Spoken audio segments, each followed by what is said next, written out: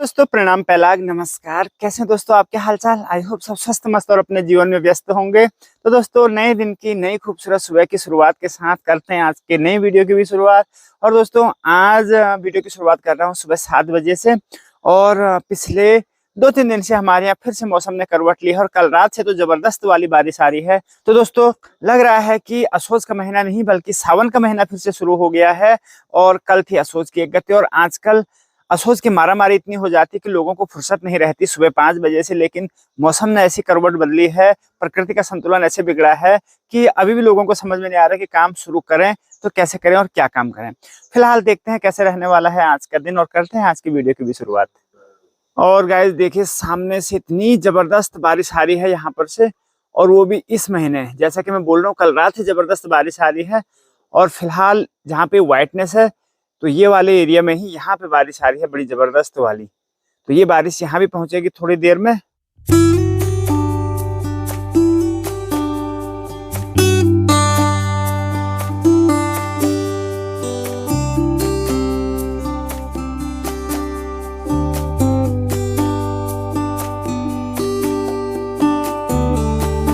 अभी आया हूँ मैं दादी जी के घर में और दादी जी के लिए नाश्ता चाय वगैरह दे के अब जा रहा हूँ घर के लिए। बारिश धीरे धीरे बढ़ रही है और मेरे पास छाता भी नहीं है और फिसलन इतनी ज़्यादा है यहाँ रास्तों में कि संभल संभल के चलना पड़ रहा है। यह पेड़ों के नीचे जो बारिश उतनी नहीं आ रही है और सर में ऐसी गिर रही ना बारिश, लग रहा है कि फव्वारे में नहा रहे होंगे, ऐसा लग रहा है। और गए यहाँ पे एक चीज़ और दिखाता हूँ आपको। चलो बारिश लगी है लेकिन ये इस कपड़े के अंदर मैंने छुपाई थी एक ककड़ी, और ककड़ी लग रहा है कि अब खाने लायक हो गई है।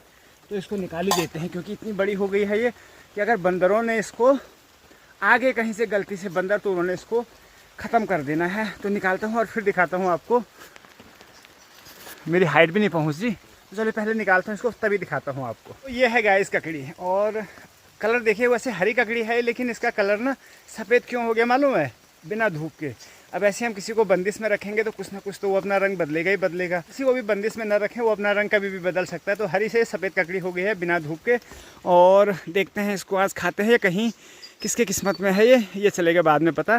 फिलहाल मैं जाता हूँ घर और अब नाश्ता करते हैं हम भी। तो गाइस तासु आ गया था सुबह सुबह फिर से भैया से मुलाकात करने, और अभी इसने जिद ठान ली है कि घर जाना है। चले जाएगा। और क्या खाया तूने? क्या खा रहा? कैसी हो रही रोटी? ऐसी हो रही है, गुड, चलो ठीक है। तो गाइस बारिश ने अपनी धमक दिखा दी है सुबह सुबह, और अब एक बार फिर से बारिश बंद हो चुकी है और मौसम साफ़ होने की हल्की फुल्की संभावना, क्योंकि इस तरफ ब्राइटनेस ज़रा बढ़ चुकी है। और अगर इस तरफ देखें तो यहाँ अभी कोहरा लग रहा है, तो बोल नहीं सकते हैं क्या होगा, लेकिन फिलहाल बारिश जो है बंद है। आज मैं घर में हूँ क्योंकि सुबह से बहुत तेज़ बारिश यहाँ लगी थी। तो आज मेरी जिम्मेदारी है इनको घास देना, इनके लिए धुएँ की व्यवस्था करना। 2 बार मैं धुआं लगा चुका हूँ लेकिन इतनी ज़्यादा यहाँ पे मॉइस्चर है, नमी है, यानी गीला हुआ है कि धुआं लग ही नहीं रहा है और इनको मक्खियाँ भी परेशान कर रही होंगी। तो अभी मैंने इनको घास दिया है, धुआं लगाता हूँ।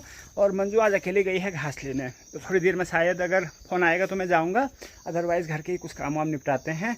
और आज छुट्टी का दिन है, विश्वकर्मा पूजा का आज दिन है, तो एक बार फिर हमको छुट्टी में घर में रहने का मौका मिला। तो ये गाय लग चुका है धुआं, और ये हमारे घर के डेली काम में से एक काम है कि हमने इनकी व्यवस्था भी करनी है। तो धुआं लग के ना क्या होता है कि जो मक्खियाँ वगैरह हैं वो नहीं आती हैं, तो बेचारे आराम से घास तो खा सकेंगे कम से कम। आ रहे हैं कि चाहे पहले वो छप्पर में रहा करते होंगे या फिर गौशाले में या जंगलों में भी जाते थे तो वहाँ भी धुआं लगा देते थे गाय भैंसों के आसपास। तो अब जंगल तो कोई जाता नहीं है इनको लेके, लेकिन घर में ही ये व्यवस्था चल रही है तो इसको भी हम है आजकल, क्योंकि अब मधुमक्खियों के आने का समय हो रहा है। असोज और कार्तिक महीने में मधुमक्खियाँ एक घोंसला छोड़ के दूसरी जगह जाती हैं, यानी एक छत्ते से दूसरी छत्ते में जाते हैं, कोई जंगलों में होंगे या कहीं पर होंगे। तो हमारे घर में एक छत्ता तो पहले से है जिसमें मधुमक्खियाँ हैं, और पिछली बार इतनी ज़्यादा मधुमक्खियाँ आई थी लेकिन वो हमारे यहाँ नहीं रह पाई क्योंकि उनके लिए जगह नहीं थी। तो एक दूसरा छत्ता हमारे पास था, उसको ज़रा रेडी करते हैं, क्या पता कोई मधुमक्खी आ जाए तो उसको वहाँ रहे वो, तो उससे हमको थोड़ा सा कुछ मिल जाए बाद में, शहद वगैरह। अभी तो नहीं मिलेगा लेकिन बाद वाले सीज़न में मिल जाएगा। तो दोस्तों ये है हमारे मधुमक्खी का होल जो हमने नया वाला तैयार किया था। जो दूसरा वाला है उसमें तो मधुमक्खियाँ हैं।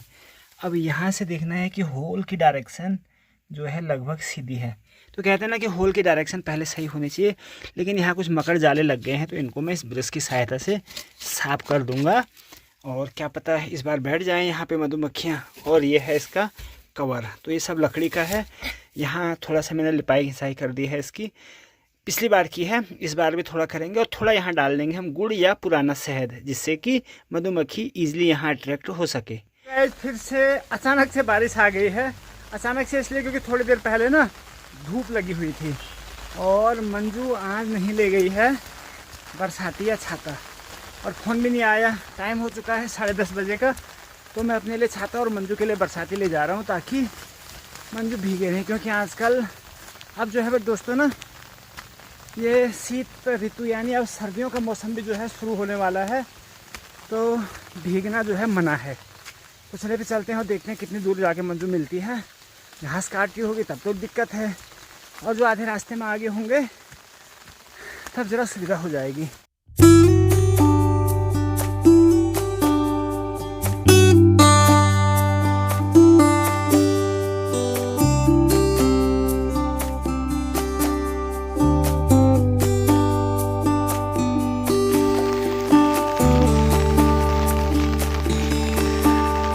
और गाइस मंजू भी आ चुकी है, तो नज़दीक में ही मिल गई जी मंजू, ज़्यादा दूर जाने की ज़रूरत नहीं थी। बरसात मिल जाए मैं बरसातिल है मैं सब मिल लीजिए। तो ये गाइस आगे मंजू की छोटी छोटी छोटियाँ, क्योंकि नज़दीक में घास ऐसा ही मिलता है गाइस। ये है कदी पूतफ है, 8 पुली है जी इस पर 7। चलो टाइम से घर में आ गए।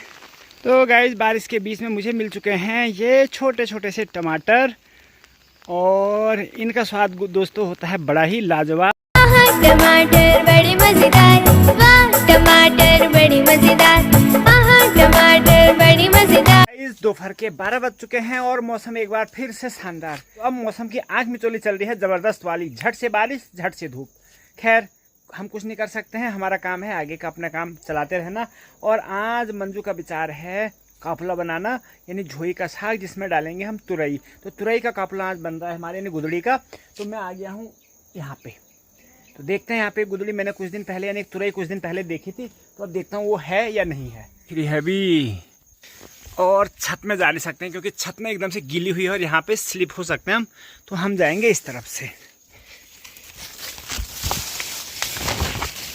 तो गाइज ये है जी, एक तुरई मिल गई है। तो गाइज ये है तुरई, और आज की सब्जी यानी झोई साग का हमारा हो चुका है इंतज़ाम। यानी ये वाली ज़मीन खिसक चुकी है, ये अटकी है इस पेड़ की जड़ पे, तो लगता है कि कुछ दिन में ये झटाक से नीचे आ जाएगा। यहाँ पे रोकथाम की व्यवस्था करनी पड़ेगी। तो गाइज मैं आया था अभी पानी लेने, और यहाँ पे मिल गया हमको हमारा भतीजा। क्या नाम है आपका? मेरा नाम हाँ है विनायक सिंह नेगी। और आपके पापा का नाम? भरत सिंह नेगी। तो भरत भाई का लड़का है। और अभी आज आपका क्या है? आपका बर्थडे है आज? हाँ। कितने साल हुए आपको? 3 साल हो गए। हाँ। तो हैप्पी बर्थडे। तो गाइज अब जो धूप में चटक देखने को मिल रही है ना, तो अब लग रहा है कि भादों के महीने की जो धूप कहते हैं कि गेंडे की खाल को भी सुखा देता है, वो धूप पड़ रही है अब। लेकिन हालांकि महीना लग चुका है असोच का, लेकिन आज पता चल रहा है कि गर्मी हो रही है जी। और मैंने लगा दी है सीढ़ी, तो यहाँ पे है हमारा मधुमक्खी का होल, तो इस पर मैं ज़रा सा गुड़ लगा दूंगा ताकि इसकी स्मेल से मधुमक्खियाँ अट्रैक्ट हो इसकी तरफ। तो एक प्रयोग कर रहे हैं, देखें अगर ये प्रयोग हमारा सफल होता है तो ज़रूर यहाँ मधुमक्खियाँ बैठेंगी। और थोड़ा सा गुड़ रखूँगा मैं अंदर की साइड से। तो कोशिश हमारी जारी है अभी से, जब अभी कोशिश करेंगे तब हमें इसका फल मिलेगा महीने भर 15-20 दिन बाद। अदरवाइज़ देखेंगे फिर होगा नहीं होगा, लेकिन कोशिश करना ज़रूरी है। तो गाइस ये मैंने इस पर गुड़ घिस दिया है थोड़ा सा। अब देखिए इस गुड़ पे मधुमक्खियाँ आती है कि चींटियाँ आती हैं, ये देखने वाली बात होगी। तो चलो अभी का काम होगा, थोड़ा सा गुड़ डाल दूंगा मैं अंदर। हाँ तासु कुछ नहीं कर रहे हैं। इस सुबह मैंने इस पर से ककड़ी निकाली थी इस कपड़े की टी शर्ट के अंदर से, और यहाँ दिख गई मेरे को एक दूसरी ककड़ी इस वाले पेड़ में।